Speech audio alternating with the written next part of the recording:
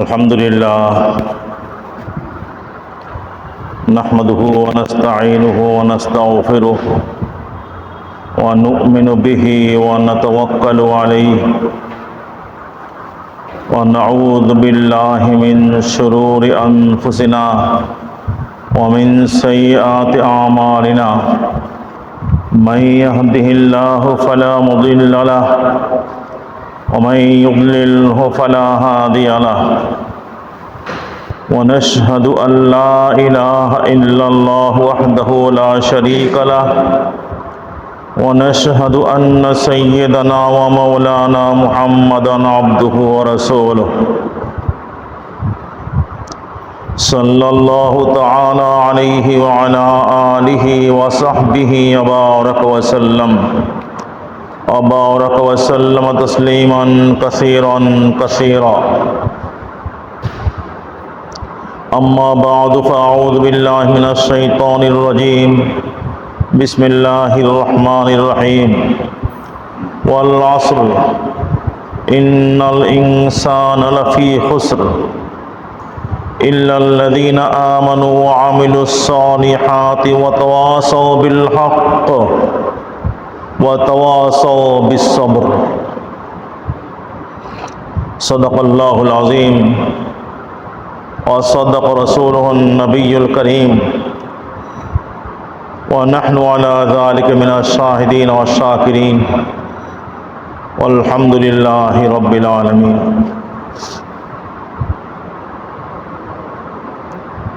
الحمد لله আল্লাহ তাবারক ওয়া তাআলা আমাদেরকে দুনিয়াবি ও দ্বীনি উভয় রকমের যে অজস্র নেয়ামত দান করেছেন, তার ভিতরে একটা বিশেষ নেয়ামত হলো, বরং সবচেয়ে বড় নেয়ামত, কোরআন মাজিদ নাজিল করা।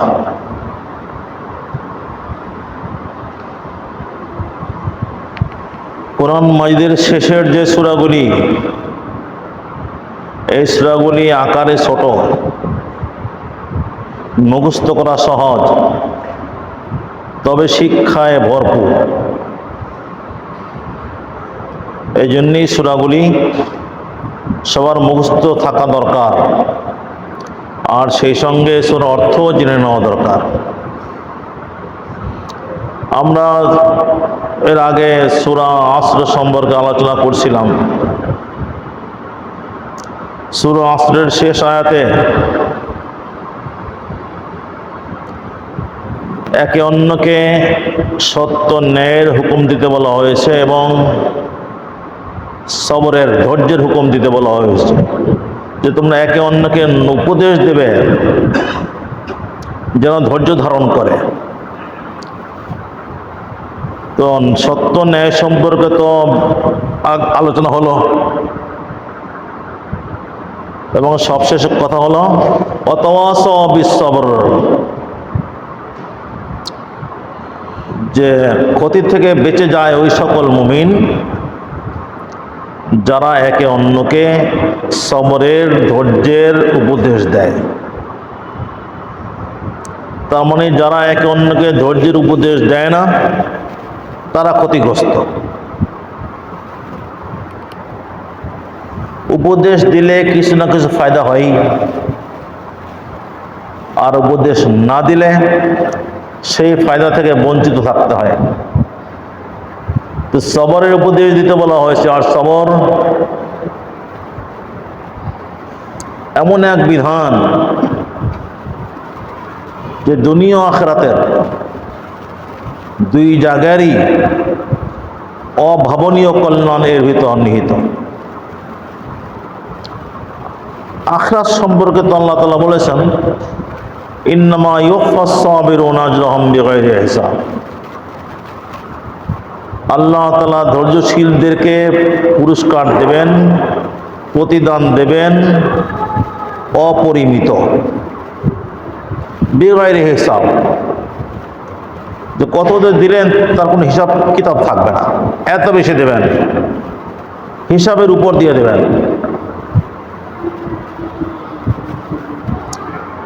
আর দুনিয়ায় এর উপকারের শেষ নেই। দুনিয়ায় যত অনর্থ, যত অশান্তি, যত পাপ, এর বেশিরভাগই হয় সবরের অভাবে।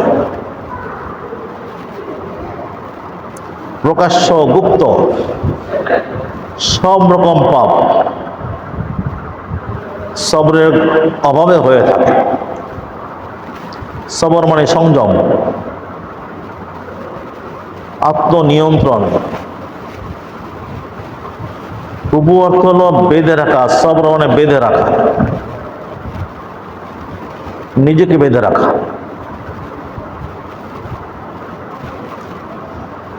যে নানান কিছু করতে মনে চায়, যে না বেঁধে রাখবে, করতে দেবে না।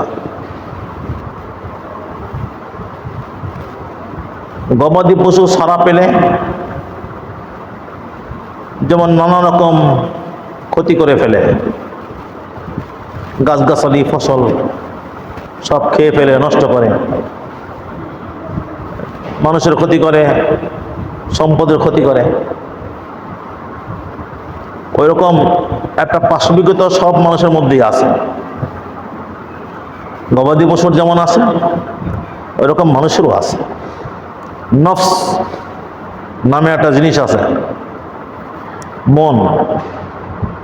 ইন্নান নফসাল আম্মারাতুম বিসু। নফস খুব খারাপ জিনিস, এর স্বভাবই হলো, এর চরিত্রটাই হলো মন্দ কাজের উস্কানি দেওয়া। যত সব মন্দ কাজ আছে ওই দিকে মানুষকে টানে, ঘরে বাইরে সব জায়গায়, একাকী এবং জনসম্মুখে সব জায়গাতেই মন উস্কানি দেয়, এই গুনাহ করো, ওই গুনাহ করো। আল্লাহ তাআলা যাকে রক্ষা করেন সেই মুক্তি পায়, আর তা না হলে নফসের পিছনে যে ছুটে যায় সে হেন গুনাহ নাই যা সে করতে পারে না। সবর হলো ওই নফসটাকে বাঁধো, নিজের মনটাকে বাঁধো, যাতে সে এদিক ওদিক ছোড়াছুড়ি করতে না পারে। বাস এটা করতে পারলে তাহলে দেখবে যে ঘরে বাইরে সব রকম অশান্তি থেকে বেঁচে যাবে। কারোর সঙ্গে ঝগড়া ফাসাদ হবে না, প্রতিবেশীর সাথে গন্ডগোল হবে না, ভাই বোনে কোনো কিছু নিয়ে ফ্যাসাদ হবে না,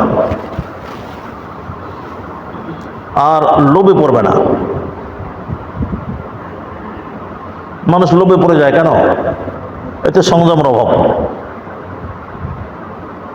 যদি সংযম থাকতো, আত্মনিয়ন্ত্রণ থাকতো, তাহলে কোনো লোভেই পড়তো না, যত বড় লোভ দেখানো হোক। লোভের কারণে মানুষ ঈমান বিক্রি করে দেয়। লোভ দেখায় যে তুমি যদি আমাদের কথা শোনো, তুমি যদি খ্রিস্টান হয়ে যাও কি নাস্তিক হয়ে যাও, তাহলে তুমি সারা জীবন বসে খেতে পারবে। তোমার বংশধরদের যা কিছু দরকার সব দিয়ে দাও, তোমার কোনো অভাব থাকবে না। এই কারণে এই লোভে পড়ে এমনকি মসজিদের ইমামও নাস্তিক হয়ে গেছে। মাদ্রাসায় শিক্ষকতা করত, এরকম লোক নাস্তিক হয়েছে, কাদিনী হয়ে গেছে। এই কাদিনীদের মধ্যেও মৌলভী সাহেব আছে যে মাদ্রাসায় পড়েছে, পরে কাদিনী হয়েছে এই লোভে পড়ে। কারণ মোটা অঙ্কের প্রলোভন দেয়, ওদের তো টাকার অভাব নাই, ওদেরকে তো তৈরি করেছে ব্রিটিশ। আর এই ব্রিটিশ খ্রিস্টান এবং ইহুদি এরা এদেরকে লালন পালন করে।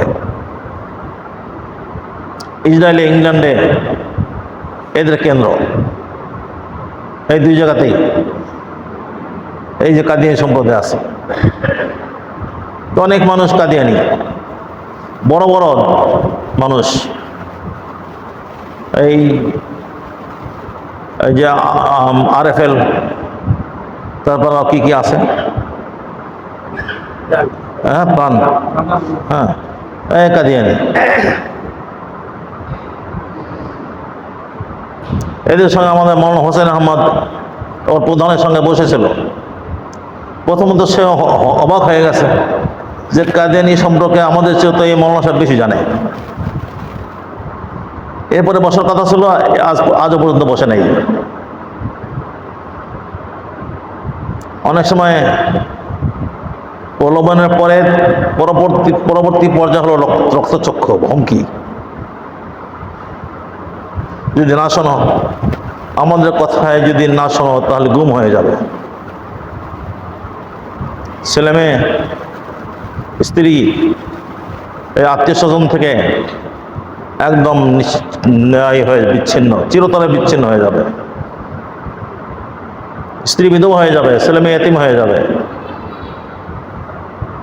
এবং ওদের হাত এত সুদূরপ্রসারী, এরকম হুমকি যাকে দেয় তার ঈমান অনেক মজবুত না হলে তাহলে আত্মরক্ষা করা কঠিন।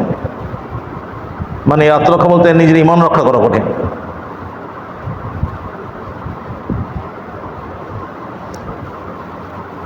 তো সংযমের অভাবে এই প্রলোভনে পড়ে ঈমান বিক্রি করে দেয়। কত মুসলিম, সে হাজার হাজার, এই বাংলাদেশে হাজার হাজার মুসলিম কাদিয়ানি হয়ে গেছে। কাদিয়ানি জানা আছে তো?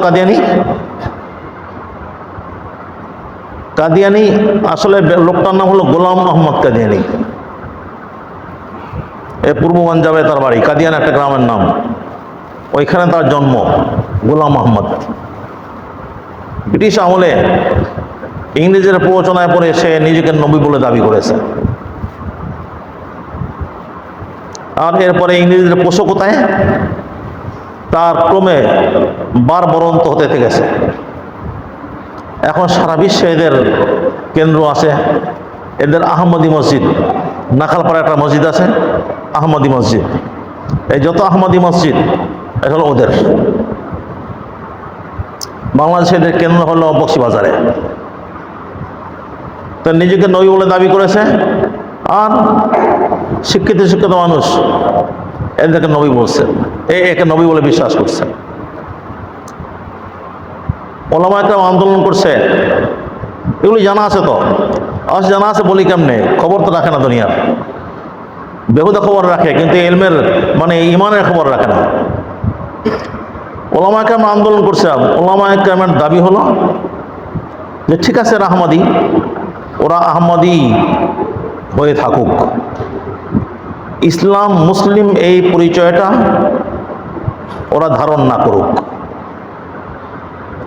বাংলাদেশে খ্রিস্টান আছে, বৌদ্ধ আছে, হিন্দু আছে, কত জাতি তো বাংলাদেশে আছে। ওরা ওরকম একটা জাতি, কিন্তু মুসলিম না। এই ঘোষণাটা সরকার দিক যে খ্রিস্টানদের মতো, ইহুদিদের মতো, নাসরানদের, হিন্দুদের মতো ওরা একটা জাতি। এই ঘোষণাটা ওরা দিক, সরকার দিক। ওলামা একরাম এই দাবি করে নাই যে এদেরকে বাংলাদেশ থেকে বিতাড়িত করতে হবে, এদেরকে সব কারাগারে নিতে হবে, এদের নাগরিক অধিকার দেওয়া যাবে না, এরকম কোনো দাবি করা হয় নাই। ওরা ওদের ধর্ম নিজেদের মধ্যে প্রচার করুক, কিন্তু মুসলমানদের কাছে যাবে আর বলবে যে আমরা মুসলমান। ইসলামে যেমন হানাফি মাযহাব আছে, মালিকি মাযহাব আছে, হাম্বলি মাযহাব আছে, শাফি মাযহাব, আমরা ওইরকম একটা মাযহাব। এইরকমের ধোকা দিয়ে মানুষকে বেঈমান বানাচ্ছে। যে শেষ জামানায় ইমাম মাহদির আসার কথা, ইনি সেই ইমাম মাহদি, কাজে একে মানা জরুরি। যে মানবে না, সে ইমাম মাহদিকে মানলো না মানে হাদিস মানলো না, সে পথভ্রষ্ট হবে। এরকম বেহুদা কথাবার্তা বলে তাদের অনুসারী বানায়। সরল প্রাণ যারা দিন সম্পর্কে গভীর জ্ঞান রাখে না, এই জাতীয় মানুষকে এরকমের কথাবার্তা বলে বেঈমান বানায়, আহমদি বানায়, আর নাম দেয় যারা আহমদি মুসলিম, যেমন হানাফি মুসলিম, শাফি মুসলিম, ওই রকম আহমদি মুসলিম। কিন্তু বিষয়টা এরকম মোটেই না। কারণ হানাফি মাযহাবের কেউ এই কথা বলে না যে শাফি মাযহাব পথভ্রষ্ট। শাফি মাযহাব এর ইমাম শাফি আমাদের মাথার তাজ, ভক্তি শ্রদ্ধার সঙ্গে ইমাম বলি আমরা তাকে, ইমাম শাফি রহমতুল্লাহ আলাইহি। মালিকি মাযহাবের যিনি প্রধান ইমাম মালিক রহমতুল্লাহ আলাইহি, আমরা তাকে ভক্তি করি, শ্রদ্ধা করি, তার কিতাব পড়ি। ইমাম মালিকের লেখা কিতাব মুয়াত্তা আমরা পড়ি, ইমাম শাফির লেখা কিতাবুল আমরা পড়ি, ইমাম আহমদ হাম্বলের লেখা কিতাব মুসনাদ আমরা পড়ি এবং প্রাণ ভরে তাদের প্রতি ভক্তি ভালোবাসা লালন করি। এদের একে অন্যকে পথভ্রষ্ট বলে না। ইমাম শাফি রহমতুল্লাহ নিজে ইমাম ইমাম আবু হানিফা রহমতুল্লাহ আলাইহি ইমাম আজম বলেছেন। এটা উপাধি ইমাম আবু হানিফা রহমতুল্লাহ আলাইহির নামের সঙ্গে যুক্ত হয়ে গেছে, ইমাম আজম আবু হানিফা। আজম মানে বড়, ইমাম আজম মানে বড় ইমাম। এই আমাদের ইমাম আবু হানিফা রহমতুল্লাহ আলাইহিকে এই বড় ইমাম উপাধিরা দিয়েছেনই শাফি মাযহাবের প্রধান ব্যক্তি ইমাম শাফি রহমতুল্লাহ আলাইহি। এরা প্রত্যেকে একে অন্যকে শ্রদ্ধা ভক্তি করতেন। আমরাও শাফি মাযহাবের যারা অনুসারী তাদেরকে আমাদের ভাই মনে করি। শাফি মাযহাবের লোকেরাও হানাফি মাযহাবের লোকদেরকে ভাই মনে করে। আমরা সবাই এক। পার্থক্য এটা হলো একই বাগানের যেমন বিভিন্ন ফুল, ওই রকমের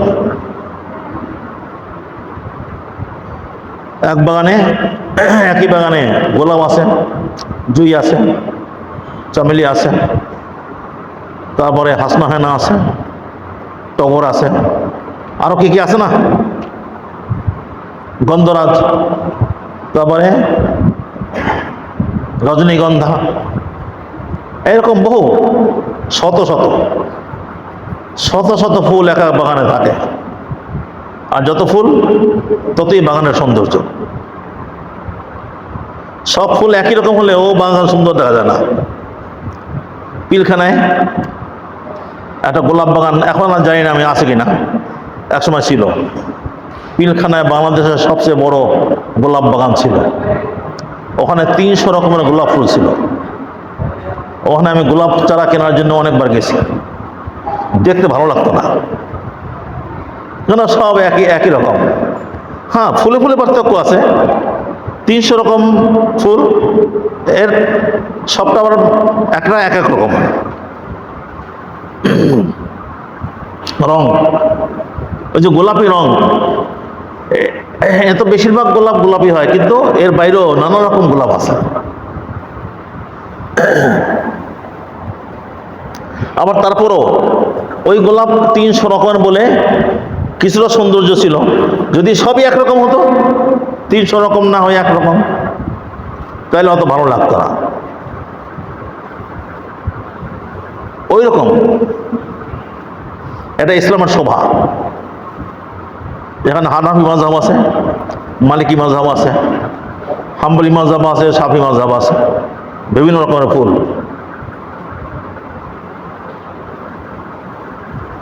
এক এক ফুলের এক এক ঘ্রাণ, এক এক রূপ। কিন্তু কাদিনে তো এরকমের না।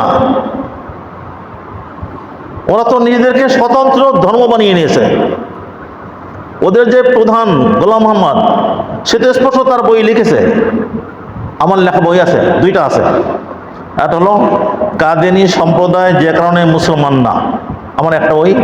আমার আর একটা বই আছে, কাদিনী সম্প্রদায় একটি স্বতন্ত্র ধর্মগোষ্ঠী।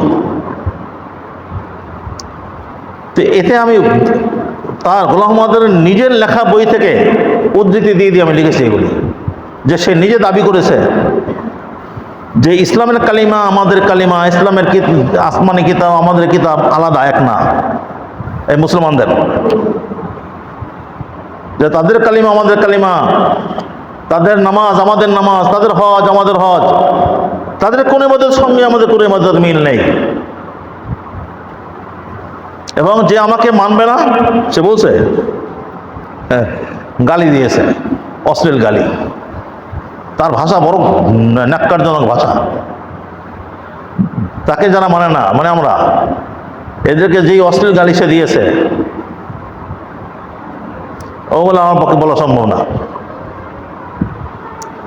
তো এই বাজে ভাষাই খারাপ এবং নিজের সম্পর্কে অদ্ভুত অদ্ভুত দাবি সে করতো। এমনকি নিজের সম্পর্কে এই দাবিও সে করেছে যে আমি মারিয়াম, পুরুষ মানুষ সে মারিয়াম। এই এখন তো ট্রান্সজেন্ডার, এখন তো ট্রান্সজেন্ডারের মতো সে একটা, সে নিজেকে মারিয়াম বলে দাবি করেছে, নিজেকে ঈসা বলে দাবি করেছে। এমনকি এই দাবিও করেছে আমি স্বপ্নে দেখলাম আমি খোদা, আর আমার বিশ্বাস হয়ে গেল যে আমি খোদা। এ তার বই আছে, আমার কথা নাই, এগুলি তার লেখা বইয়ের ভিতরে সব আছে। এবার বেহুদে মানুষ, এর আবার মানুষ নবী মানে, আবার সেই নবীর অনুসারী লক্ষ লক্ষ, সারা পৃথিবীতে লক্ষ লক্ষ, আমাদের দেশেই লক্ষ লক্ষ আছে, সব জায়গায় আছে বাংলাদেশে। আপনাদের এলাকায় খোঁজ নিয়ে দেন, আছে। আপনি জানেন না আমরা আপনার এক আত্মীয় হয়ে গেছে, আপনার এক আত্মীয়, আপনার খবর নেই। এমন হতে পারে যে আপনার বোনের বিয়ে যার সঙ্গে হয়েছে সে কাদিয়ানি। আমার একটা পরিবার আমার সঙ্গে সম্পর্ক রাখে, তারা তাদের মেয়েকে বিয়ে দিয়েছে, খবর নেই, আমেরিকায় থাকে, পরে জানা গেল যে ওই জামাই কাদিয়ানি। অনেক ছেলে মেয়েও আছে, এখন কি পেরেশানি। এই বিয়ে তো হয় না, এক ধর্মের মেয়ে আর এক ধর্মের ছেলে হয় নাকি বিয়ে? এই বিয়ে তো হয় নাই। যাক করে আল্লাহ তাআলা মুক্তি দিয়েছেন, ওই বাবা গিয়েছে আমেরিকায়, গিয়েছে গিয়ে দিন দরবার করে পরে মেয়েকে তার কাছ থেকে মুক্ত করেছে। এরকম বউ আছে। আমরা এইটাই বলি যে রাষ্ট্র এই ঘোষণা করুক যে ওদের ধর্ম আলাদা, এরপরে এই দেশের অন্য অন্য ধর্মগোষ্ঠীর মতো তারা বসবাস করুক। মানে ধর্ম আলাদা না বললে সমস্যা হবে এই যে মুসলমানের মেয়ে ওর সঙ্গে বিয়ে দেবে, কিংবা মুসলমান ছেলেকে বিয়ে করাবে ওদের মেয়ের সঙ্গে, বিয়ে দেবে। এই বিয়ে তো হয় না। আর বিয়ে না হলে ছেলে মেয়ে যা হবে তা কি হবে? তারপর আরো সমস্যা হবে এই যে তার সঙ্গে মিলে কোরবানি দেবে। সেও যদি সেও মুসলিম আমিও মুসলিম, একসঙ্গে কোরবানি দিই, এই কোরবানি তো হবে না। আপনি খ্রিস্টানের সঙ্গে মিলে দিলে কোরবানি হবে নাকি? তবু তো ওইরকমেরই, আর এক জাতি, আর এক ধর্ম, কোরবানি দিলে কোরবানি হবে না তো। এরপরে দেখা যায় আপনি জানাজা পড়ছেন, মানা গেছে, আর আপনি তার জানাজা পড়ালেন, এ তো সম্পূর্ণ কুফরি কাজ। হিন্দুর আবার জানাজা হয় নাকি? যে জানাজা পড়বে তার ঈমান থাকবে না। তোমার জানাজা কি বলা হয়? আল্লাহ তাআলা মাফ করে দাও, তাকে জান্নাত দাও। তো এই হিন্দুর জন্য দোয়া করা যায় নাকি? তো জানাজাতে সেই দোয়া পড়া হয়, লম্বা দোয়া আছে, ওয়াকরিম নুজুলাহুম ওয়া ওয়াসি মুদখালাহুম ওয়াগসিলহু বিল মা'i ওয়াসিল জল বারাদ। এর লম্বা এক দোয়া আছে, ওয়াগফির লাহু ওয়ারহামহু ওয়াআফি ওয়াফু আনহু। তে এই সব দোয়া, আল্লাহ তাআলা মাফ করে দাও, তারপর রহমত করো, তার জান্নাতের প্রবেশদ্বারকে বিস্তার করে দাও, তাকে সেখানে সম্মান দান করো। এই দুনিয়ার স্ত্রীর পরিবর্তে তাকে ওখানে এক স্ত্রী দাও, দুনিয়ার পরিবারের বদলে তাকে ওখানে পরিবার দাও, দুনিয়ার এই বাসস্থানের বদলে তাকে বাসস্থান জান্নাতের দাও। তে সে অমুসলিম, তার জন্য দোয়া করা যে করবে তারই ঈমান থাকবে না। এই জন্যে আমরা কেবল এই দাবি করছিলাম, এখনো করি, যে সরকার যেন এই ঘোষণাটা দিয়ে দেয় যে ওরা আর এক জাতি, ওরা মুসলিম না, তাহলে মুসলমানদের ঈমান বাঁচবে। আর তা নাহলে ওদের সঙ্গে সব দেন দরবার সব করবে, মিলেমিশে একসঙ্গে চলবে, আর এভাবে নিজেদের ঈমানও হারাবে। কিন্তু এই কথাটা বলা যাবে না। ফলে এই ডক্টর কামাল হাসানদের লোক, এরা সব ওদের পক্ষে। যে এর দ্বারা নাকি ওদের স্বাধীনতা হরণ করা হয়। এর দ্বারা ওদের কি স্বাধীনতা হরণ করা হলো? এই সমস্ত পত্রপত্রিকা, বড় বড় পত্রপত্রিকা, এদের সম্পাদকেরা, এই প্রথম আলো, ডেইলি স্টার, এই যত বড় বড় পত্রিকা আছে, পত্রিকার সম্পাদকেরা সব ওদের পক্ষে।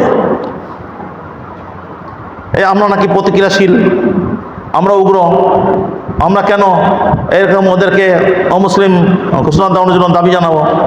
এটা নাকি অন্যের বাক স্বাধীনতা কে হরণ করা হয়, অন্যের স্বাধীনতা, চিন্তার স্বাধীনতা, ধর্ম পালনের স্বাধীনতা, এইসব স্বাধীনতাকে নাকি হরণ করা হয়। এই সব আমাদের যারা এই কি বলে বুদ্ধিজীবী, এই স্তরের লোকগুলি সব ওদের পক্ষে।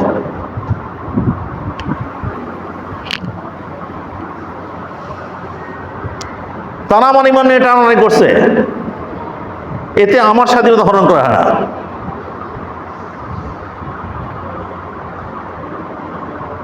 ইসলামের যে যত ক্ষতি করবে এই লোকগুলি ওদের পক্ষে থাকবে। আর যে ইসলাম প্রচারের কথা বলবে, ইসলাম মুসলমানদের স্বার্থের কথা বলবে, বাস এর বিরুদ্ধে লেগে পড়বে। যারা ধর্মান্ধ, এরা প্রতিক্রিয়াশীল, এরা উগ্রবাদী, এই নানা রকম অভিধায় আমাদেরকে অভিহিত করবে। তো মূল কথা ছিল এই যারা ধর্ম ত্যাগ করে, সংযমের অভাবে, সবরের অভাবে, সবর থাকলে সেটা করবে না। সবর না থাকার ক্ষতি হাজারো রকম। স্বামী স্ত্রী যত কোন্দল হয় সবরের অভাবে, স্ত্রী কি একটা বলে আর অমনি স্বামী অগ্নিমূর্তি ধারণ করে, কিংবা স্বামী কি একটা করে আর স্ত্রী তারপর হামলে পড়ে। এই সবরের অভাবে, সবরের অভাবে বাবা মা সন্তানের উত্তম লালন পালন করতে পারে না, একটুতে লেগে যায় আর মারধর করে। সবরের অভাবে, এই সবরের অভাবেই অফিসে কলিগদের সঙ্গে ঝগড়া লেগে যায়। সবরের অভাবে প্রতিষ্ঠানে, শিক্ষা প্রতিষ্ঠানে শিক্ষক এবং ছাত্রের মধ্যে লেগে যায়, এক ছাত্রের সঙ্গে আর এক ছাত্রের লাগে, ভাই ভাই ভাই বোন ঝগড়া হয় সবরের অভাবে, সংযমের অভাবে। আর গুণার কথা তো বললামই, একদম বড় গুণা ইমান হারানো এই সবরের সংযমের অভাবে হয়। আর ছোট গুণাগুলি তো হয়, মানুষ ঘুষ খায়, কেন খায়? এই সংযম না থাকায়।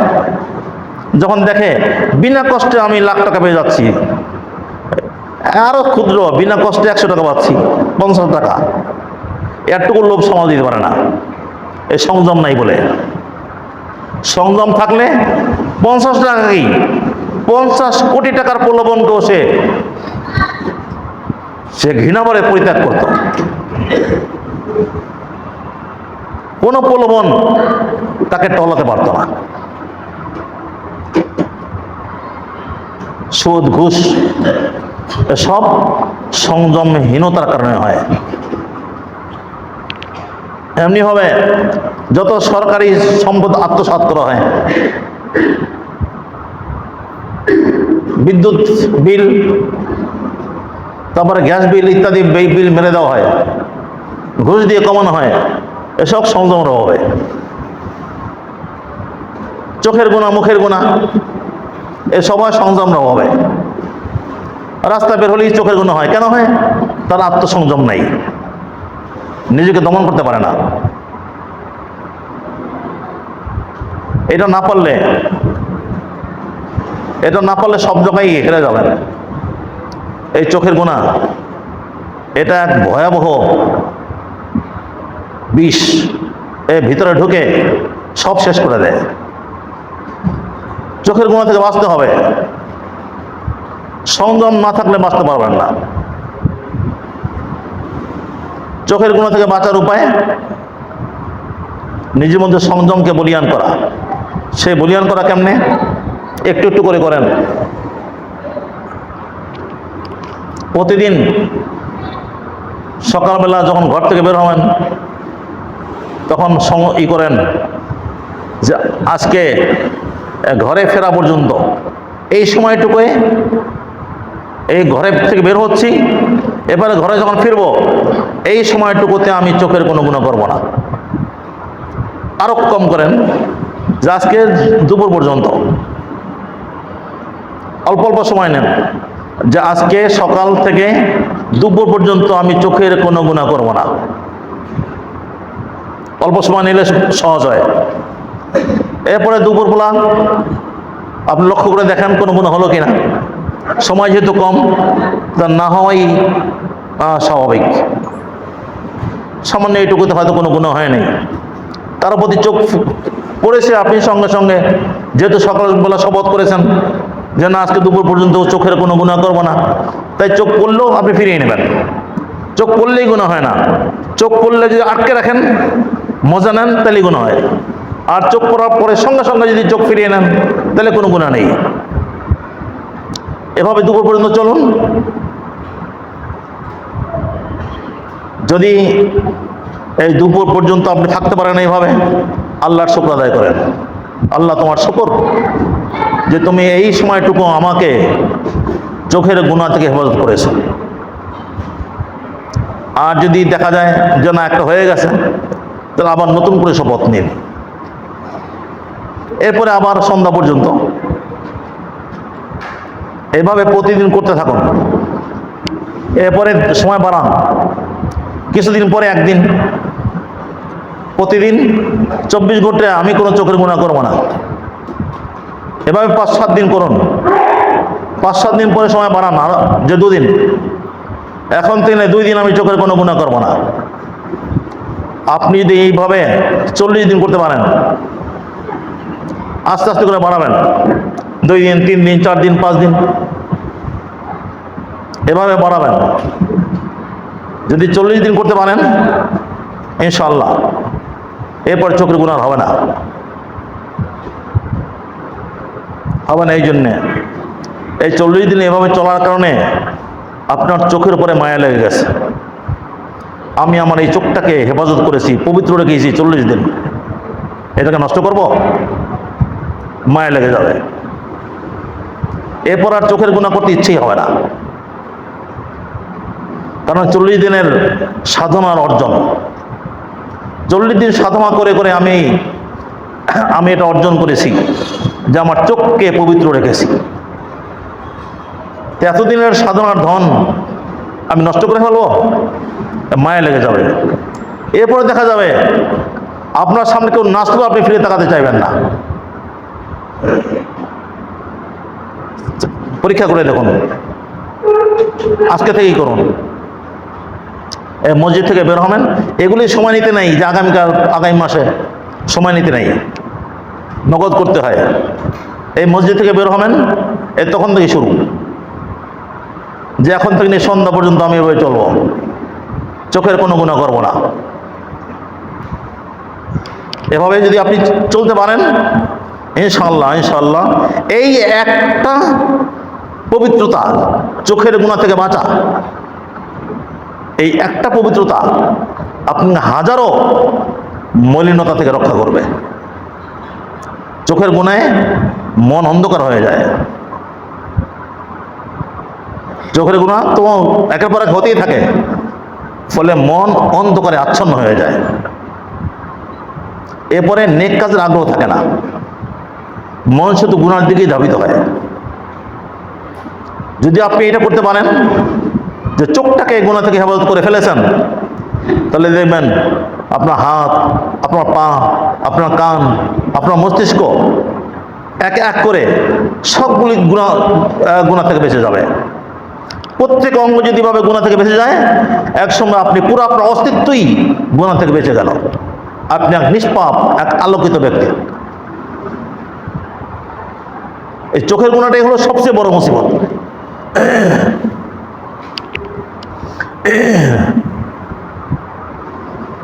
তো বলছিলাম যে সংযম, নিজেকে নিয়ন্ত্রণ করা, আত্মসংযম অবলম্বন করা, সংযত হওয়া, সংযমী হওয়া, এটা আমাদেরকে হতেই হবে।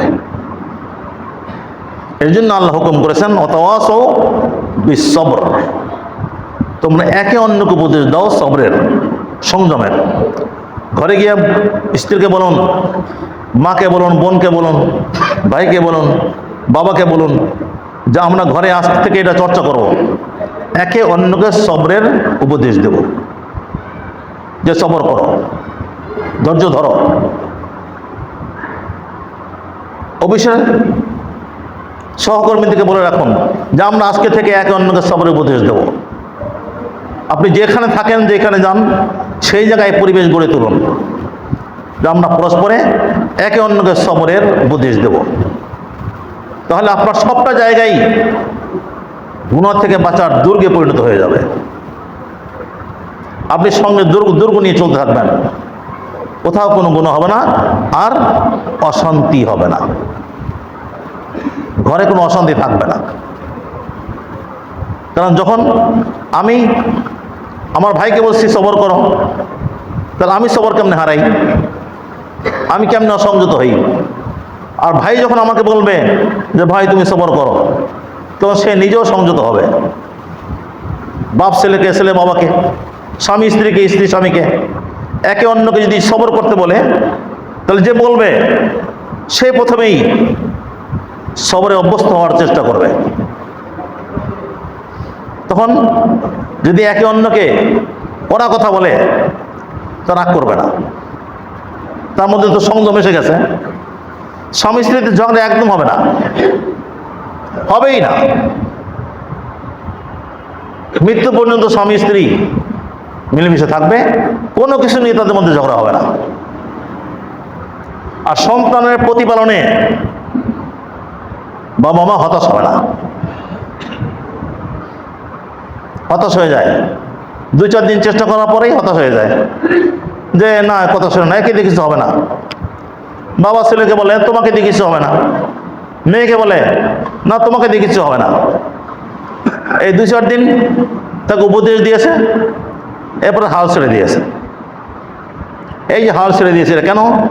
তার মধ্যে সংযম নাই, নিজেকে সে নিয়ন্ত্রণ করতে পারে নাই। যদি সবর থাকতো, তাহলে ছেলের পিছনে, মেয়ের পিছনে মৃত্যু পর্যন্ত চেষ্টা অব্যাহত রাখতো। অনেক বাবা আছে ছেলেকে ত্যায্য করে দেয়। কেন ত্যায্য করে? তার পিছনে মেহনত করতে থাকবে, তাকে বুঝাতে থাকবে, তাকে সঙ্গে নিয়ে চলবে, তাকে ছায়া দেবে, তার হাত ধরে রাখবে, অদৃশ্য হাত, মহব্বতের স্নেহ মমতার হাত দিয়ে তাকে বেঁধে রাখবে, ধরে রাখবে তাকে। ধৈর্য হারা হয় কেন? এই ধৈর্য হারা হওয়ার পরিণত হলো যে ছেলে মেয়ে বাবার থেকে, মায়ের থেকে দূরে সরে যায়। কারণ যখন ধৈর্য হারায়, তখনই ছেলেকে যাচ্ছে তাই বলে, মেয়েকে যাচ্ছে তাই বলে। যখন ছেলে মেয়ে গালাগালি শুনতে থাকে বাবার কাছে, মায়ের কাছে, তখন মনের দিক থেকে দূরে সরে যায়। তখন এই ছেলে মেয়ে বাবা মা আপন থাকে না, পারলে ঘর ছেড়েও চলে যায়। কেউ কেউ তো যায়ও, আর নাই বা যায়, কিন্তু মনের দিক থেকে বাবার এবং মায়ের হয়ে থাকে না। তার নিজের চিন্তা ভাবনা সব স্বতন্ত্র হয়ে যায়। আর তখন থেকে যখন বাবার থেকে, মায়ের থেকে দূরে সরে যায়, মনের দিক থেকে দূরে সরে যায়, তো প্রত্যেকটা কথায় বাবার অবাধ্যতা করে, বাবার কোনো কথাই মানতে চায় না। বাবা উপদেশ দিল, তার বিরক্তি বোধ হয়, ইচ্ছাকৃত বাবা মায়ের বিরোধিতা করে। এই পরিণামের জন্য বাবাই দায়ী, মাই দায়ী। যদি ধৈর্য ধরতে পারত, তাহলে অবিরাম তার পিছনে চেষ্টা করত, তাকে বোঝাতো, তাকে সঙ্গ দিত, আর তার জন্য দোয়া জারি রাখত। ফলে এই ছেলে মেয়ে মৃত্যু পর্যন্ত বাবা মার হয়ে থাকতো। এই যে অনেক ছেলে মেয়ে এই নিজে নিজে বিয়ে করে, আমি তো মনে করি আমরাই দায়ী, এ বাবা মাই দায়ী। অনেক হয়, এমন হয় ছেলের পছন্দ আর বাবা মা এটা সহ্য করে না। আরে সে বিয়ে করবে, তার পছন্দ হয়েছে, তুমি রাজি হয়ে যাও। শুনো না, কোথাও হয় নাকি? মায়েরাই বেশি হয়ে যায়, বাকিয়ে যায়। এরকম ঘটনা আমার কাছে অজস্র আছে। যে মা নিজে একটা স্বপ্ন দেখে রেখেছে তার ছেলের বউ এরকম হবে। এরপরে ছেলের পছন্দ যখন ওইরকম না হয়, মা এটা মানতে পারে না। এর ফলে এক সময় বিদ্রোহ করে ছেলে, বিদ্রোহ করে এবার ঠিক আছে তোমরা পছন্দ করো, আমি বিয়ে করে ফেললাম। মনে মনে সেই সিদ্ধান্ত নিয়ে নেয়, এরপরে মাকে না জানিয়ে বিয়ে করে ফেলে। এরপরে আবার বিয়ে যখন করে তখন এই বাবা মা তাকে ঘরে জায়গা দেয় না, জায়গা দেবেই না, সে বাইরে বাইরে ঘুরতে থাকে। কিন্তু এদিকে বাবা মা তো রক্তের টান তো আছে, ভিতরে হাহাকার করতে থাকে, বছরের পর বছর অশান্তিতে থাকে। এরপরে বাবা মা নিজেরাই নতি স্বীকার করে, আসো বাবা আসো। এইটা এই পানি ঘোলা না করে শুরুতে করলেই তো হতো। মোট কথা সবরের অভাব আমাদেরকে সব জায়গায় পরেশান করে। শান্তি যদি পেতে চাই দুনিয়ায় আর আখিরাতে যদি মুক্তি পেতে চাই, তাহলে আমাদের সবাইকে সংযমী হতে হবে। আর সংযমী হয়ে ওঠার জন্যে দরকার হলো ওয়াতাওয়াসাউ বিসসবর, যে তোমরা একে অন্যকে সবরের উপদেশ দিতে থাকো, ঘরে বাইরে সব জায়গায়। আল্লাহ তাবারক ওয়া তাআলা আমাদেরকে কোরআন মাজিদের সূরা আসরের এই হুকুমের উপর চলার তৌফিক দান করুন। সুন্নাত পড়েন।